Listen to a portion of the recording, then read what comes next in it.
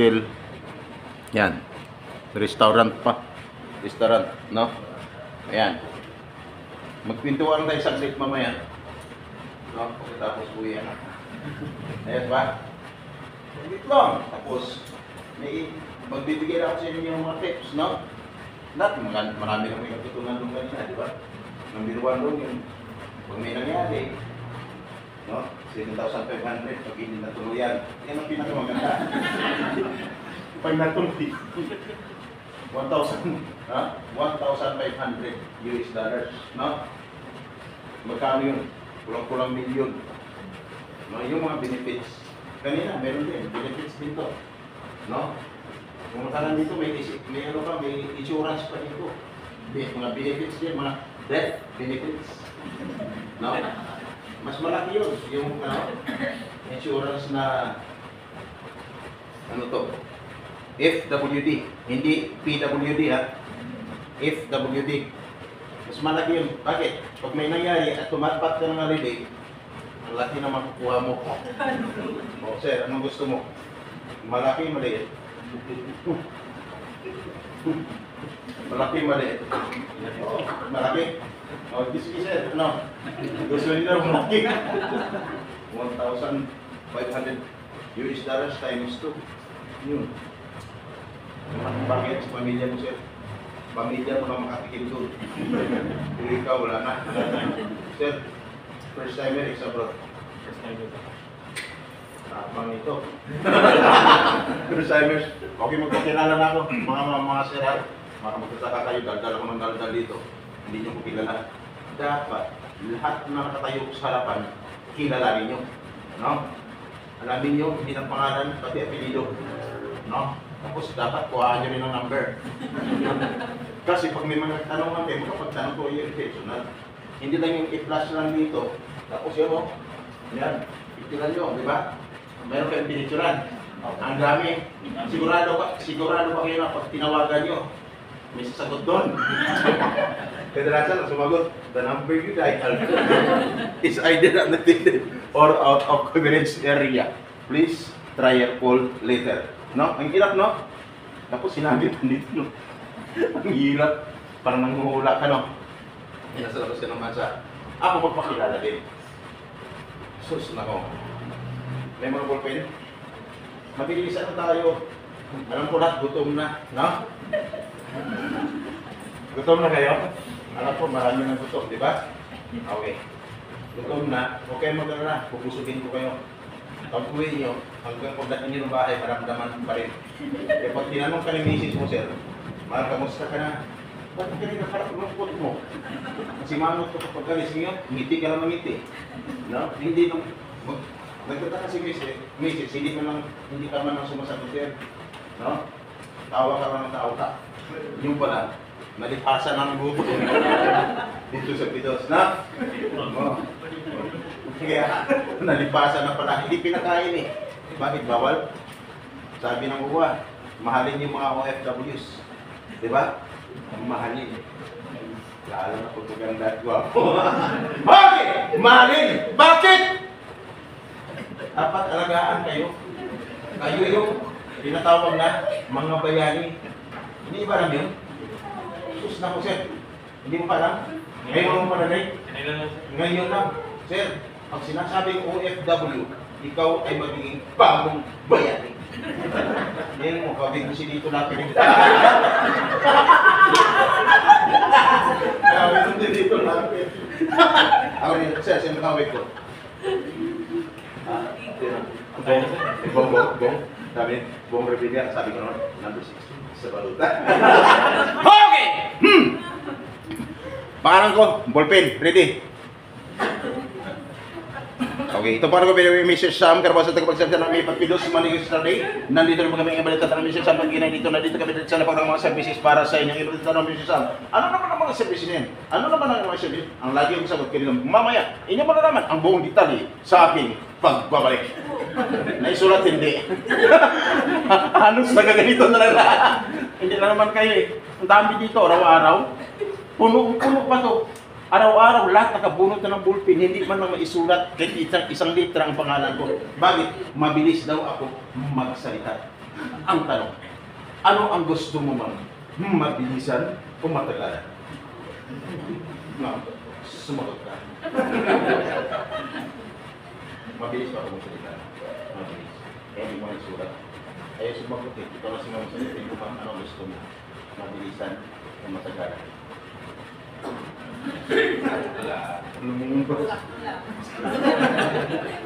Ang tanong ko, mabilisan o matagalan?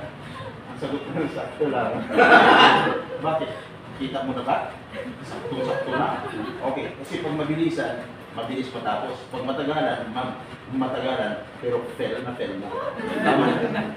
Ramdam mo kung mangyayari sa'yo dito sa Pidos, talagang may natutunan ka doon sa mga pinaliwanag ng mga speaker dito. Di ba, ma'am? May sinabi ba akong masama, ma'am? Wala. Di ba wala naman? Ang iba kasi, makapag-isip ng masama. Kaya ayaw sumagot. Ho! Sir, Mr. Sam, ang pangalan ko. Hindi ko rebila, hindi hirap Estrada. Okay. Sa probinsya, ang pangalan ko Samuel. Pagdating ng Manila, ginawa ko naman ng Sir. Bakit? Para kunting level up naman. Ayan, di ba? Sam Carbausa ng Amipa Pidos. Magtatanong na. Isang bagay na pag-usapan natin yung dapat may natutunan kayo sa akin. Magtatanong na ako. Lahat ba maraming or yung excitement nyo nasa 100% naman? Nasa 100% naman. Kasi may natutunan na kayo doon eh. Paano kung mag-exam ako ng 1 to 50 items? Doon ko kinukuha yung exam ko. Ang tanong, pasado kaya? Kasi ang passing score, 149. Pag hindi ka pumasa, ibig sabihin, sir, wala kang natutunan. Ang ibig sabihin, kaninang kapat na nakaupo, makatingin ka sa speaker, tanong ka lang ng tanong, yung pala, wala ka naman talagang natutunan. Kaya wala ka nang sagot. Kasi bakit? Yung focus ng mind mo, hindi sa speaker, sa labas. Anong nasa mind mo? Yes ma'am, yes ma'am. Yes ka lang, yes. Pero ang nasa isipan mo, anong oras ito ba? Hindi ba talaga kami pagkawalan dito? No?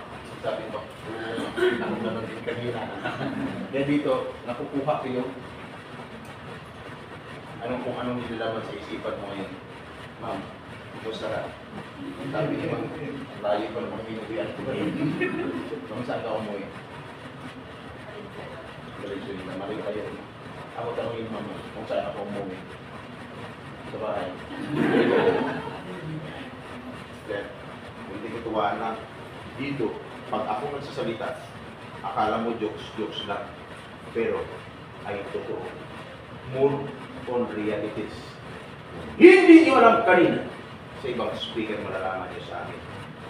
Okay? At sana, kung 100% yung excitement nyo kanina, sana hindi mababawasan. Kasi bakit? Tuwing tanong ko at may nangyayari sa iyo, may ibig sabihin, bawas na ang excitement mo ng 20%. Bawat may nangyari, bawasan ko ng 20% hanggang sa matapos ako. Sana, kung excited ko yung 100%, sana hindi mababawasan sila. Okay, magtatanong lang. Handa mo ng sarili mo. Ano, mag-exam pa tayo mamaya? Hindi na. Sagot.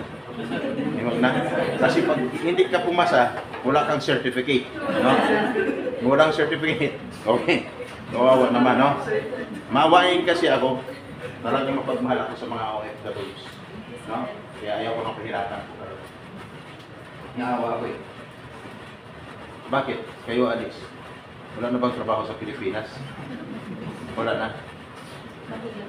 Mahirap ang trabaho.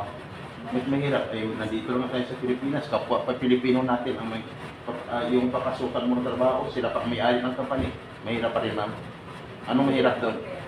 Ang pila, sahod. Talaga.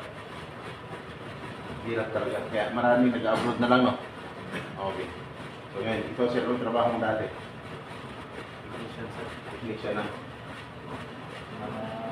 Industrial storage. Kalatado nun yung sir po. Okay. Naman niya kung kitaan dyan, sa technician. Okay. Ngayon, magtatanong ako.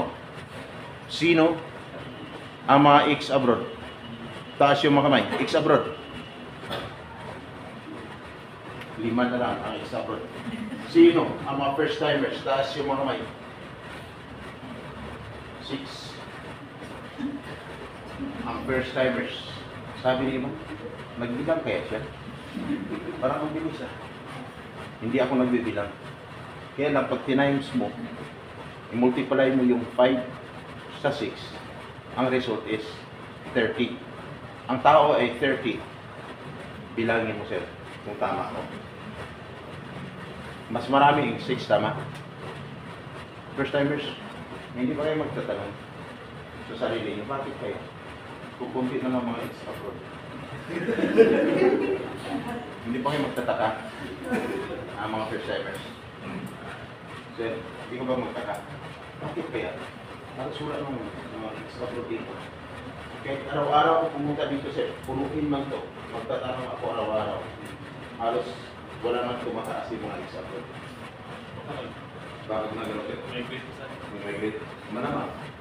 Sagot ng isa dito kahapon sir. Baka hindi na hindi na nakauwi. Baka sir, dala na. Yan ang mga sagutan nila, baka dala na daw. No? O baka yung mga anak nila ayaw na bumalik. Yan ang mga question marks. No? Dito. O ngayon, magtatanong. Yung totoong buhay X abroad.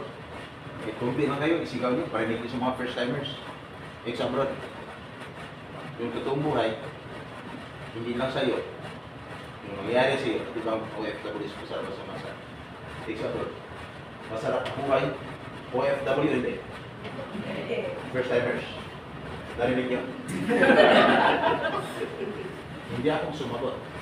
Sila ang sagot? Hindi. Dito minsan sumasigaw. Hindi! Sabi ng mga first timers, first timers, hindi ka ba nagkaroon din ng question mark sa isipan mo? Bakit kaya hindi? Kundi naman sila, tapos hindi ba masarap buhay ko sa bansa? Magtatanong na, first timers, isigaw niyo ng malakas ang sagot niyo sa akin. Rinig din sa kanila, di ba? Ang tanong, first timers, tuloy hindi. Sabi niyo, kulang eh. Hindi na sumasagot eh. Ganito na lang. Ang tanong, tuloy hindi. Tuloy. Tuloy. Pero minsan, ang iba nakaupo dyan may katabi, sinisiko pa. Tuloy ka pa ba? Tuloy, sigurado ka sila? Okay. Ang sagot ng mga X abroad, hindi. Kung ipaliwanag ko isa, matagalan tayo. Ay yung hinatid ka parang sa airport eh. Wala ka na sa pansamahan mo sa buhay. Anong mga naramdaman mo doon? Ibang malungkot ka. Tapos nung lumipad na ang plane, gusto mong kumaway, magbabay, hindi mo naman makita. Masarap ang pakiramdam mo, hindi, di ba? Hindi. Tapos sinubukan ko pa na lumapit sa may bintana, ipagagawa mo pa sa upuan, tama? Kasi magpapagkasakali, baka makita mo pa yung mahal mo sa buhay kung nagdating sa'yo. Hindi mo naman talaga makita kasi nasa taas ka na ng ulap, tama? Yun ang mahirap. Mahirap talaga. Pagdating sa labas naman sa trabaho ka, unang araw, pagdating ng gabi, tapos ang trabaho mo, gutom na gutom ka, pagod na pagod ka. Gusto mo tawagan ng mahal mo sa buhay, wala kang matawagan kasi wala naman talaga sila doon, tama? Tapos, gusto mong kumain, magpag-serve ng pagkain, hindi mo gawa. Kaya ang ginawa mo, self-service na lang. Tama?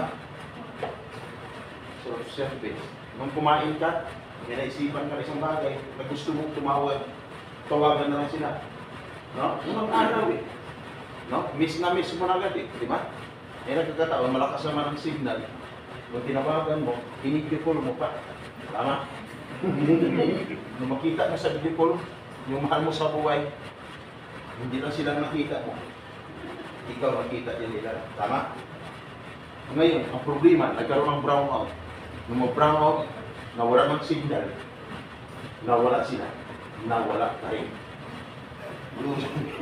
Sa video ko. O anong masarap doon? Masarap ba sa...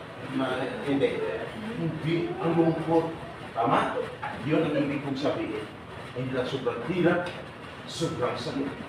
Pero sobrang sarap naman. Naranasan mo naman yung sobrang hirap, sobrang sakit, sobrang sarap na buhay. Naranasan mo na ba, ma'am? Hindi pa. Hindi ko pa naranasan. Hindi niya pa. Ang tanong ko, ma'am, gusto mo bang maranasan? Ha? Maranasan mo lang yan pag nakaalis ka na. Sobrang sarap. Pag nakapagpadala ka na sa pamilya. Tama? O, ano masama doon? Di ba wala? Nagpadala ka, sobrang sarap ng pakiramdam kasi nakapagpadala ka na.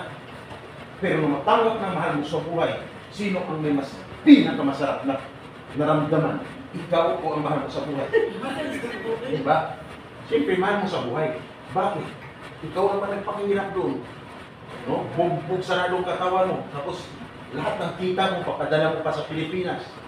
Eh, siyempre, pagod ka na pagod. Anong masarap doon? Pero nung pagkatanggap ng pamilya mo, sobrang saya, sobrang sarap, mas sobrang sarap ang pakiramdam nila. Bakit? Sa isip nila, hindi na to. Mayroon pa kasi doon. Totoo hindi. Totoo. Kaya dapat maging handa kayo. First timers, ex-abroad, dapat maging ready kayo. Sinong ex-abroad na umabot ng 20 years? Sa labas-masa, 20 years. 20 years. Meron? 15 years. Meron? 12 years. Meron? Huwag mo yan. 12 years. 8 years. Meron? Wala talaga? 6 years. Meron? Ma'am, 6 years po kayo. Ma'am, anong trabaho mo dati? Household. Talaga? Ngayon, anong trabaho mo, ma'am? Cleaner ka na. Okay. Hindi mo cleaner na. Ma'am, may naipon? Wala. Okay, resibo ang naipon ko. Halatado naman sa mukha. Okay. Ma'am, may asawa ka? Nung umalis ka, ilan ang anak mo? 2. Tatlo. Grabe ka. 3. Asawa mo? Ilan? Siya pa rin. Kayo pa rin. Kasi nung nakaraan, nagtanong ako sa ma'am, pang ilang balik mo na. Sabi niya, sir, pang-4 na. May asawa ka pa. Masagot sa akin, ma'am. Sir, malapit na. Bakit? May asawa ka lang yun.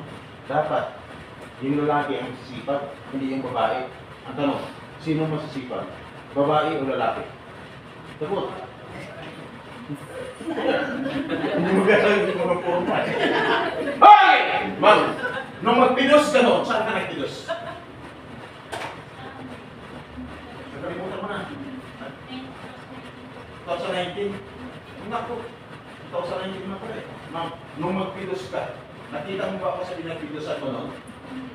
Tama! Hindi mo ako nakita. Kasi hindi naman talaga, wala naman talaga ako doon. No? Mangyaya, ma'am. Pasalamat ka, ma'am. Ba't ayaw mo mag-explain? Kasi hindi, sa latang panahon, puro pabugbog na lang. Pahirapan, no? Totoo ba yun? May pahirapan, hindi pinapakain, tapos ikukulong pa, talong masiyan, no? Hindi mo naranasan. Gusto mo? Buti mo mag-isip ka ng mga. Pag binuksan niyo ang YouTube channel ko, malalaman niyo. Isirsan. Talagang totoo pala. Nanonood pa kayo ng YouTube? Nanonood kayo? Try nyo nga, buksan nyo, di ba nag-picture kayo dyan kanina? Sa akin, yung YouTube channel ko, Agapay Space KCTV. Try nyo buksan. Try nyo buksan. Yan, parang pilos lang, pero malaking bagay para sa inyo. Bakit ko pinaka-open sa inyo? No? Pinapakita sa inyo. Para malaman nyo kung gaano katotoo yung sinasabi ko. Yung mga old uploads ko, makikita nyo. No? Makikita nyo, Agapay Space. Tapos ACTV, Sierra, Charlie, Tango, Victory. O, baka ano. S, C, letter C, D, V. Yan. Wala naman talaga akong TV, no? Television. Sa akin, Sierra, Charlie, Sam, Carbausa, True, Vlog. Yan ang ibig sabihin. Diba kasi, pati TV, wala naman television. Pati sa bahay, wala naman TV. Tapos TV daw, diba? Okay, nakita nyo? Pag nakita nyo, nakasalamin, kulay itim. Nakasumbrero, kulay itim. Nandiyan, nandiyan? Sabay-sabay nyo. Wala kayong ibang gawin ko rin. Subscribe. Bakit? Subscribe mo, bakit? Malay mo, pag nakipag-engage ka sa akin bukas, viral ka na rin. Di ba? Makikita nyo dyan. I-search nyo, i-review yung pinakaunang mga uploads ko kung sino, anong mga uploads ko doon. Hindi na puro Pinos yan. No? May mga problem na kung saan-saan. Pinabato, problema, pagsak balik sa akin, yung mabalik. No? Kaya ako nandito just in case of emergency. Kaya ako, bakit ako magtanong ngayon? No? O yan, subscribe nyo, o sa isang dyaryo, sa dati-dati, magbabalita ako sa radyo. Pag sinabi mo, sa Makati ito si Papator 141, ano ko na sa pila na may 50,000 watts, DWIC! Wapo iba, ako po yun. So isang radio, pag sinabi mo, sa Manila, ito ang Alicios Santi Carroza, ang naglingkod sa pagbabalita. Ako rin po yun. Sa isang dyaryo, ako si kagabay natin. Sa isang dyaryo, ako si Latigo ng Bayan. Kaya ako nandito. Just in case of emergency. Sana! Sa mangyari, may mga nangyari dyan sa inyo, may nangyari man sa'yo, sana makakatulong ako. No? Bakit yung sinabi? Ano ba talaga yung ibig mong sabihin? Magtatanong na. Magtatanong na. Kaya, no? Lumaylo ako sa mga istasyon at sa dyaryo na yan, ang pinagpatuloy ko ang aking YouTube channel. Tuloy-tuloy na tumutulong. Mula noon hanggang ngayon. Naalala niyo si Sara Balabagan? Naalala niyo? Si Sara Balabagan nakurong tinatulang ng kamatayan. Household yun. Kaya sabi ko, ma'am, mabuti na naman, nakapag-decide na maaga na mag-skilled worker ka na lang. Pero tandaan mo, ma'am, ang problema, walang pinipili. Kapag household, kapag skilled worker, pag may problema, dapat nakahanda ka. Bakit? Si engineer ka kan, yan Aquino. Maganda ang posisyon, maganda ang profesyon. Pero nakulong din at tinatulan ng kamatay. Isang engineer yun ha. Bigatin. Anakin na sa outside pa sa mansa. Pero bakit siya nakulong? Eh siyempre, sasalubungin ka pa naman ng aning. Saka bubugin ka. Anong gawin mo? Kasi, pag tutulungan ka, katulad ng ginawa kay engineer din Aquino, pinagtutulungan siya na ibang lahi. Anong gagawin mo? Tatakbo. Mabuti na kapag-isip ka ng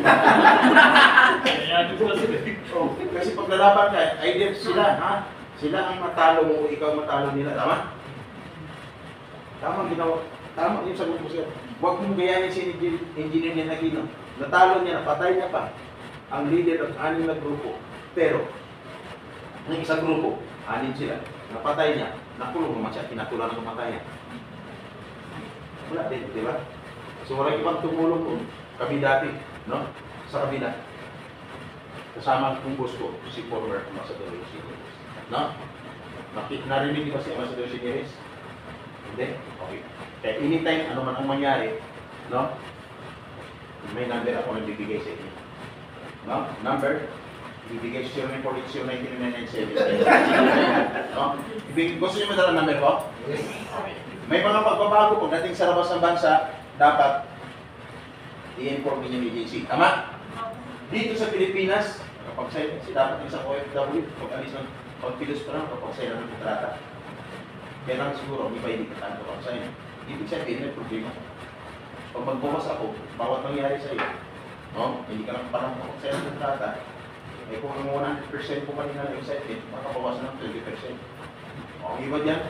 Dapat, bago mo magpilos, hindi ka nakapag-sign ng kontrata, dapat nakapag-sign ka ng kontrata, then after na magpilos pala, dapat 60 to 90 days prior.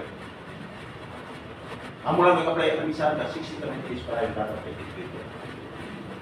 Ibig sabihin, 6 na po. Mula nag-apply ng visa, dapat wala sa Pilipinas. Tama? At dapat, pag nag-apply ka, kung may binabayaran ng placement fee, dapat equivalent to 1 month salary. At dapat, pag nagbayad, hindi kung saan sa lugar, dapat sa loob ng Jollibee.